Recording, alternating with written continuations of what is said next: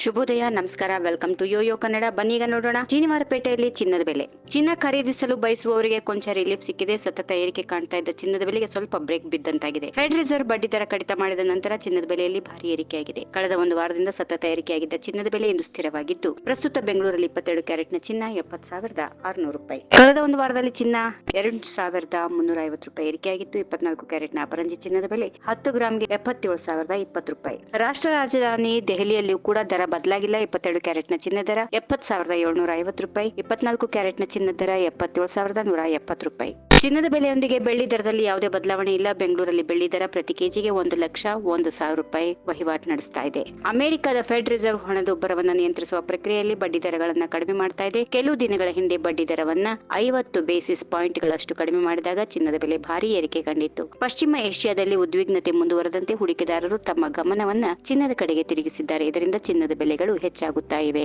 ಈ ವಿಡಿಯೋ ನಿಮಗೆ ಇಷ್ಟವಾದಲ್ಲಿ ಲೈಕ್ ಮಾಡಿ, ಶೇರ್ ಮಾಡಿ, ಸಬ್ಸ್ಕ್ರೈಬ್ ಮಾಡಿ.